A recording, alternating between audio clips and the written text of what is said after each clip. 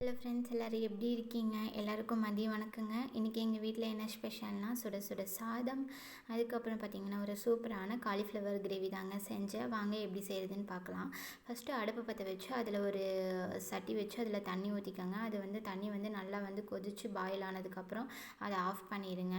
அப்புறம் next cauliflower குட்டி குட்டியாக கட் பண்ணி நீங்கள் அந்த பாயில் பண்ண தண்ணியில் ஆட் பண்ணிடுங்க. அப்புறம் பார்த்திங்கன்னா ஒரு 1/4 டீஸ்பூன் அதில் மஞ்சள் தூள் ஆட் பண்ணிடுங்க. கொஞ்சோண்டு கல்லுப்பு ஆட் பண்ணிவிட்டு அதை நல்லா ஒரு டைம் கலந்து விட்டுட்டு 10 நிமிஷம் அதை அப்படியே விட்டுருங்க. அது வெந்து வந்துடும். ஆனால் நீங்கள் 2-3 டைம் வாஷ் பண்ணி எடுத்துக்கோங்க 10 நிமிஷத்துக்கு அப்புறம். அதுக்கப்புறம் என்ன பண்ணணும்னா அடுப்பு பற்ற வச்சு வடை சட்டி நல்லா ஹீட் ஆகணுங்க. ஹீட் ஆனதுக்கப்புறம் ஒரு 2 டேபிள் ஸ்பூன் ஆயில் ஆட் பண்ணிக்கோங்க.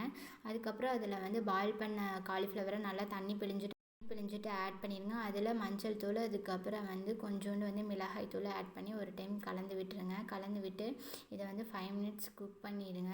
ஃப்ரை ஆயிரும். அதுக்கப்புறம் ஒரு பிளேட்டில் நீங்கள் இதை மாற்றி வச்சுருங்க. நெக்ஸ்ட்டு பார்த்திங்கன்னா அடுப்பை பற்ற வச்சு வடைச்சட்டி வச்சு எண்ணெய் ஊற்றி ஒரு கிராம்பு, ஒரு பட்டை, ஒரு பிரியாணி இலை ஆட் பண்ணிக்கோங்க.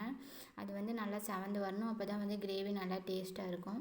அடுத்து பார்த்திங்கன்னா பெரிய வெங்காயம் ஒன்று தான் நான் ஆட் பண்ணியிருக்கேன். கட் பண்ணி வீடியோவில் இந்த மாதிரி ஆட் பண்ணிக்கோங்க. ஒரு வரமிளகா ஆட் பண்ணிக்கோங்க. பெரிய சைஸ் வெங்காயமாக இருந்தால் நீங்கள் 1 ஆட் பண்ணால் போதும். சின்ன சைஸ் வெங்காயம்னா நீங்கள் 2 ஆட் பண்ணிக்கலாங்க.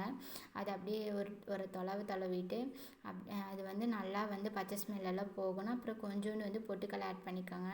ஆட் பண்ணிவிட்டு அதையும் கலந்து விட்டுக்கோங்க. பொட்டுக்கடலை இல்லாதவங்க முந்திரி பருப்பு இருந்தால் அதுவும் கூட ஆட் பண்ணிக்கலாம், நல்லாயிருக்கும் டேஸ்ட்டாக.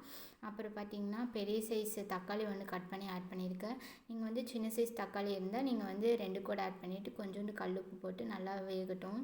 அதுக்கப்புறம் பார்த்திங்கன்னா எண்ணெய் ஊற்றி அதில் மிளகாத்தூள் கொஞ்சம் ஆட் பண்ணிக்கோங்க. இப்போ நம்ம வறுத்தெடுத்த மசாலாவோட பேஸ்ட்டை மிக்ஸி ஜாரில் போட்டு அரைச்சிட்டு அதையும் நம்ம இது கூட ஆட் பண்ணிவிட்டு அது ஒரு கொதி வரணும். கொதி வந்ததுக்கப்புறம் பார்த்திங்கன்னா 2 டேபிள் ஸ்பூன் மல்லித்தூள் ஆட் பண்ணிக்கோங்க. அதுக்கப்புறம் பார்த்திங்கன்னா ஒரு டேபிள் ஸ்பூன் கறி மசால் தூள் ஆட் பண்ணிவிட்டு நல்லா கலந்து விட்டுருங்க. கலந்ததுக்கப்புறம் அந்த ஃப்ரை பண்ணி வச்சுருந்தோம்ல அந்த காலிஃப்ளவரையும் இந்த மசாலாக்குள்ளே ஆட் பண்ணிவிட்டு ஒரு தொலைவிடுங்க. அதுக்கப்புறம் 1 நிமிஷம் குக் ஆகட்டும். அதுக்கப்புறம் தண்ணி ஆட் பண்ணிக்கோங்க தேவையான அளவு. நான் கிரேவினால் கொஞ்சமாக தான் தண்ணி ஆட் பண்ணியிருக்கேன்.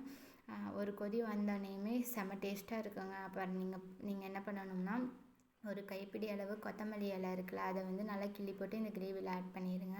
இப்போ பார்த்திங்கன்னா சூப்பரான சுவையான காலிஃப்ளவர் கிரேவி தயாராகிடுச்சு. இந்த மாதிரி நீங்கள் ட்ரை பண்ணி பாருங்கள். எப்படி இருந்துச்சுன்னு கமெண்ட் பாக்ஸில் கமெண்ட் பண்ணுங்கள். நம்ம சேனலை மறக்காமல் சப்ஸ்கிரைப் பண்ணிக்கோங்க. Thank you friends.